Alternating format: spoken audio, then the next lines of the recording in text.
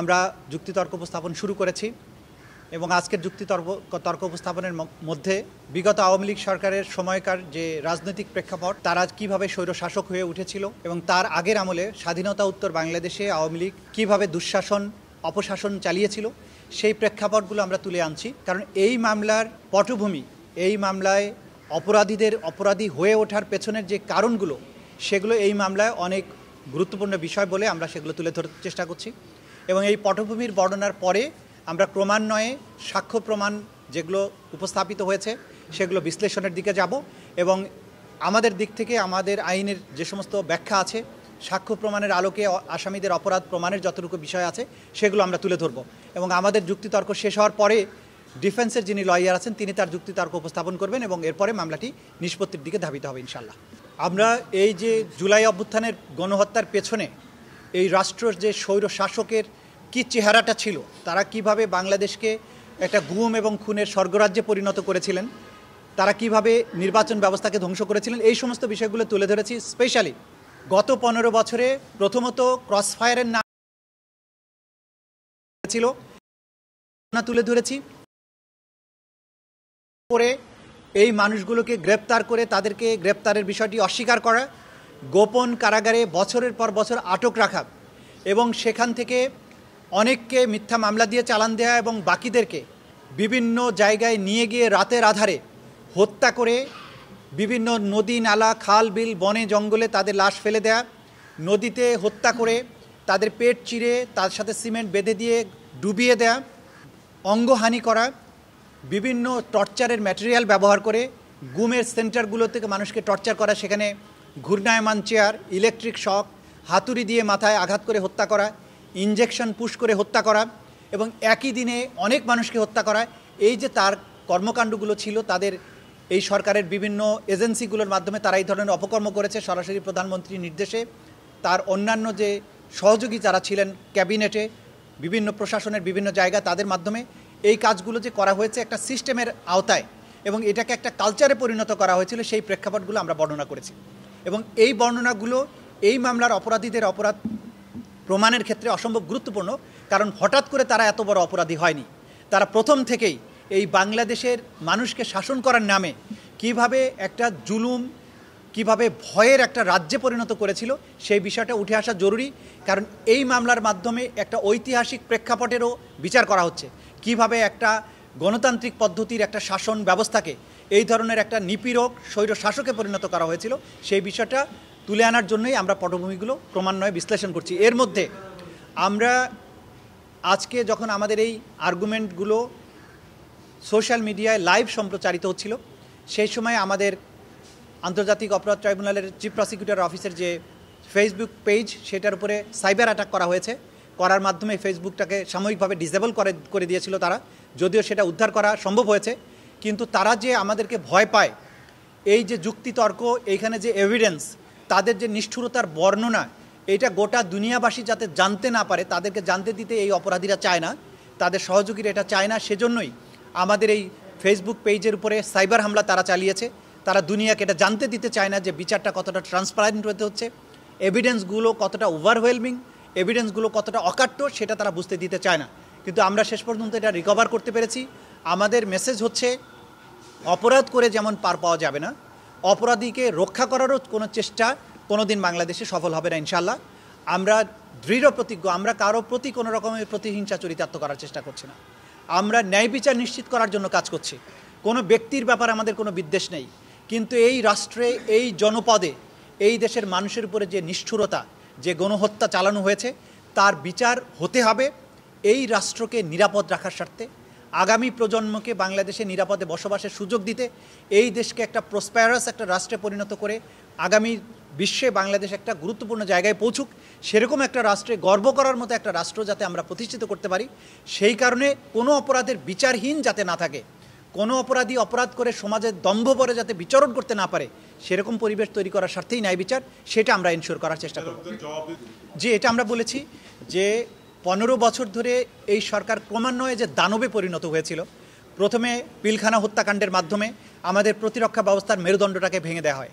আমরা বলেছি যে সেনাবাহিনী যার সাথে একটা নাম সবসময় যুক্ত করা হয়, দেশপ্রেমিক সেনাবাহিনী, সেনাবাহিনীকে দেখলে বাংলাদেশের মানুষ, আপনারা জানেন যে রাস্তায় দেখলে মানুষ ফুল নিয়ে এগিয়ে যায়, স্লোগান দেয়, তাদেরকে জড়িয়ে ধরে। তার মানে সেনাবাহিনীর সাধারণভাবে সেনাবাহিনীর প্রতি বাংলাদেশের মানুষের যে আস্থা আছে যে তারা দেশকে রক্ষা করেন, সেই জায়গাটাকে ভেঙে দেওয়ার জন্য 2009 সালের 25শে ফেব্রুয়ারি 26শে ফেব্রুয়ারি পিলখানাতে সেনাবাহিনী অফিসারদেরকে হত্যা করার মাধ্যমে আমাদের প্রতিরক্ষা ব্যবস্থার মেরুদণ্ড তারা ভেঙে দেওয়ার চেষ্টা করে।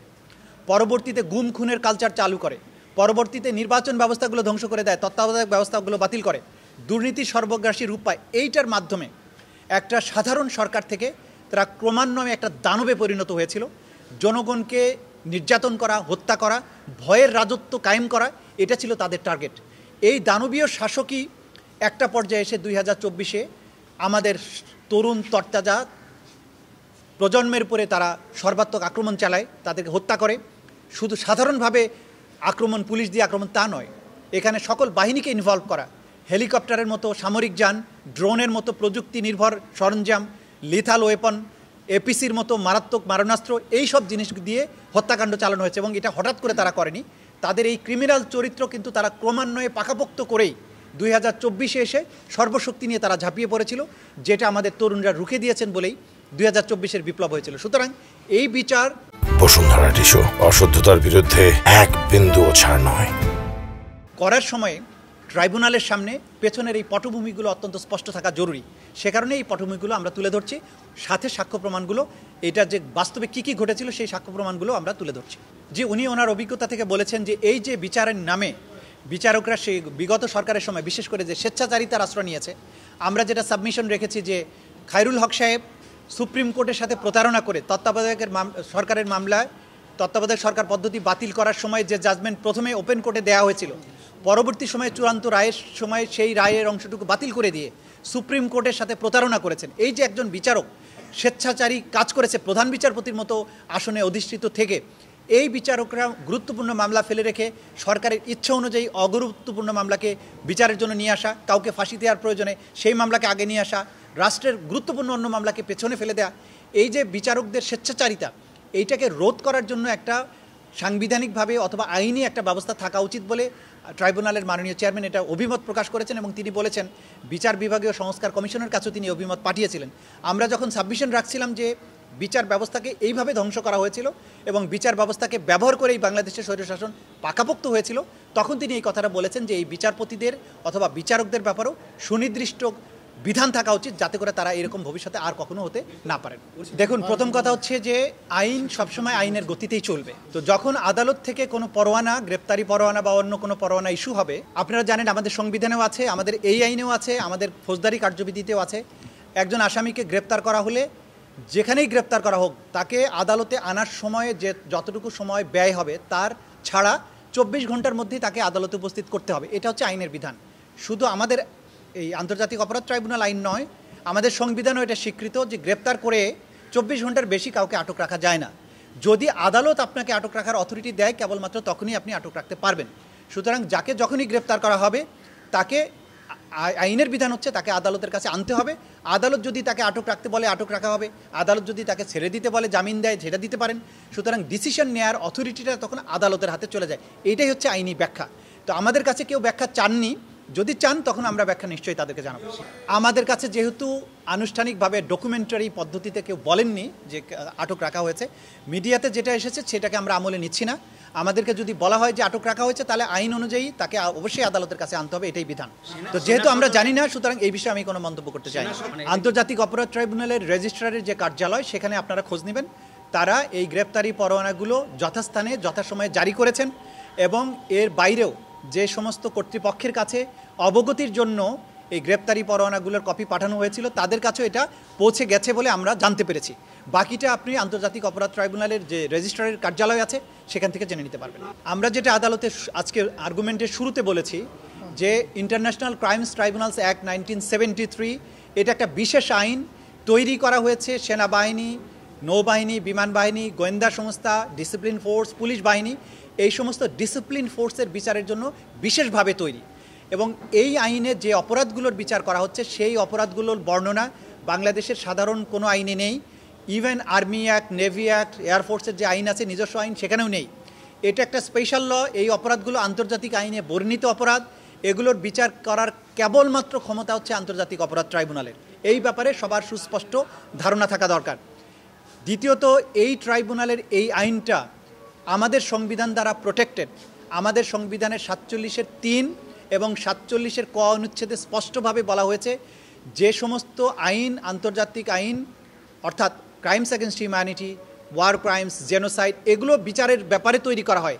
সেই আইনগুলো যদি সংবিধানের কোনো অনুচ্ছেদের সাথে, কোনো বিধানের সাথে অসামঞ্জস্যপূর্ণও হয়, তাহলে এই আইনটা প্রাধান্য পাবে। সংবিধানের সাথে যদি অসামঞ্জস্যপূর্ণ হয় তারপরেও, অর্থাৎ সংবিধান নিজেই বলে দিচ্ছেন যে 1973 সালের ক্রাইমস ট্রাইব্যুনাল অ্যাক্ট এর মূল্য সংবিধানের চেয়েও শক্তিশালী।